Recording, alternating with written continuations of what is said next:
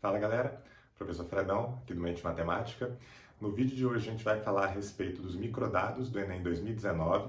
Não sei se vocês viram, mas esses microdados foram divulgados pelo INEP ontem, tá? E aí desde ontem passei o dia inteiro fazendo análises a respeito da prova de 2019, fazendo inclusive algumas comparações com a prova de 2018, enfim, e várias análises. Eu fiquei até, sei lá, 2 e pouco da manhã ontem, 2h30, 3 horas da manhã. Eu até queria ter gravado esse vídeo ontem de madrugada, mas eu tava meio que com cara de ator de The Walking Dead, assim, eu falei, não, melhor poupá-los disso, eu gravo amanhã e vai ficar tudo bem. Então, galera, eu fiz um compilado dessas informações. Esse arquivo aqui, inclusive, com essas informações, que algumas eu vou colocar aqui na tela para vocês, já está disponível lá no nosso grupo, lá no Telegram. E, bom, vamos começar pelas notas médias, tá? Muitos de vocês me perguntam assim, Fredão, se eu acertar 20 itens, se eu acertar 30 itens, com quanto que eu vou ficar em linguagens, em matemática e tal? Então, eu já comentei isso da teoria de resposta ao item, e isso varia muito. Quem me acompanha lá no Instagram tá vendo algumas informações que eu estou divulgando a respeito da teoria de resposta ao item, que você pode ter flutuações para um mesmo nível de acertos, tipo, você teve, sei lá, 20 acertos na matemática, a sua nota pode flutuar até 300 pontos, você pode ficar com 400 e alguma coisa ou 700 e alguma coisa, tá? Então isso varia muito, mas o que a gente fez? A gente pegou todos os candidatos que tiveram 20 acertos na matemática e pegamos a nota de todos esses candidatos e calculamos a média das notas de todos os candidatos que tiveram 20 acertos, tá? E a gente fez isso para matemática, para linguagens, para humanas, para natureza, enfim, e para vários, na verdade não para vários, para todos os níveis de acerto. Eu não vou trazer todos, porque nem daria tempo, seria um vídeo muito longo, mas vou falar alguns aqui para vocês. Então, por exemplo, com 20 acertos, em linguagens a média foi de 541, em humanas 556, em natureza 580, ou seja, tudo na casa de 500 e alguma coisa, e na matemática 693, tá? Essa é uma característica muito comum da teoria de resposta ao item, a matemática, por ser uma disciplina que ela traz uma dificuldade um pouco maior para o candidato. E pela forma como a TRI foi construída, ela faz com que a nota 500, que é considerada a média lá na teoria de resposta ao item, ela seja atingida na matemática para um nível de acertos mais baixo.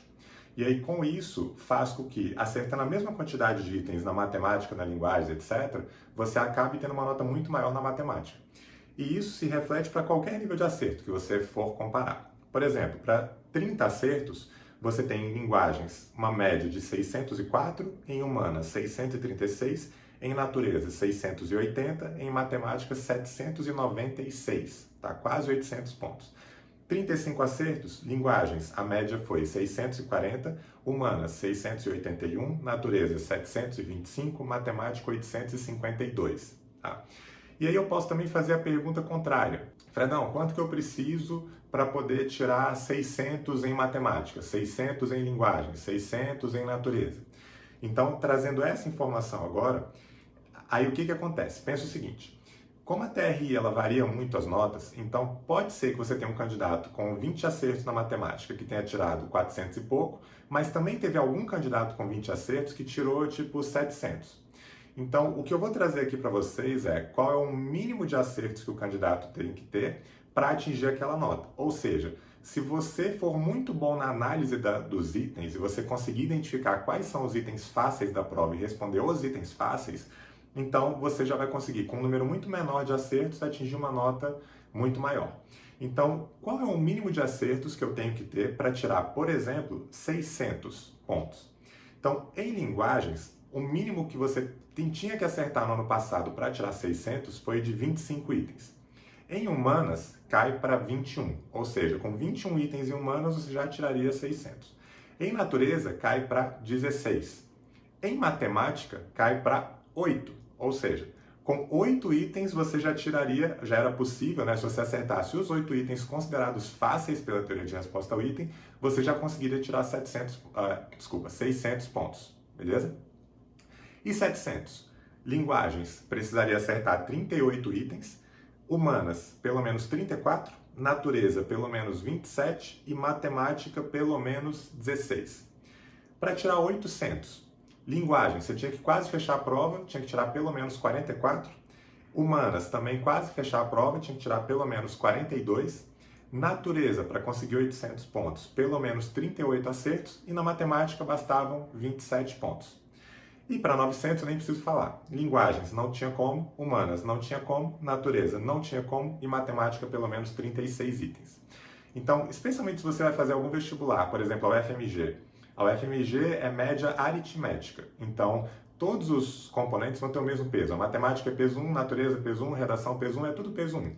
Então, o que você deve focar? Você deve focar na matemática e na redação, porque são as que te permitem atingir as pontuações mais altas em toda a prova, beleza? É uma característica da teoria de resposta ao item, sem dizer que, por exemplo, a ciência da natureza, e eu não estou falando isso porque eu sou professor de matemática e eu quero defender meu peixe, não, porque é a verdade do Enem. Em ciência da natureza, você tem que dominar, para tirar uma nota acima de 40, física, química e biologia. Na matemática, você tem que dominar a matemática, porque é um componente inteiro para ela. Então, é mais tranquilo você dominar a matemática do que dominar a física, química e a biologia. Então, não estou falando isso para puxar a sardinha para o lado da matemática, é porque é assim que funciona na teoria de resposta ao item no Enem. E por fim, eu fiz uma comparação a respeito do Enem 2000. Na verdade, eu fiz muito mais coisas, isso vai ficar para outros vídeos. Mas, por fim, para esse vídeo agora, fiz uma comparação a respeito do Enem 2018 e do Enem 2019, por quê? Teve muito aluno que se sentiu prejudicado pela teoria de resposta ao item esse ano. Porque, com base nas informações que ele tinha de 2018, ele acertou um certo número de itens, esperava uma certa nota e se deparou com uma nota muito mais baixa do que, de fato, ele achava que merecia ou ele esperava, né? E isso teve um reflexo, inclusive, nas notas de corte, que diminuíram um pouco, especialmente em cursos de alta concorrência. Então, o que eu analisei lá dos microdados com relação a isso?